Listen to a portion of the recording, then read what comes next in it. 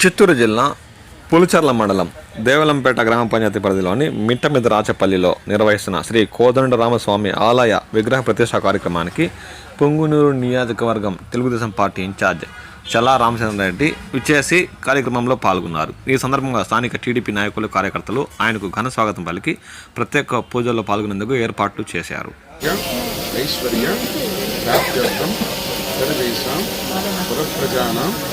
మమ పరస్పర అన్యోన్య సహాయ సహకార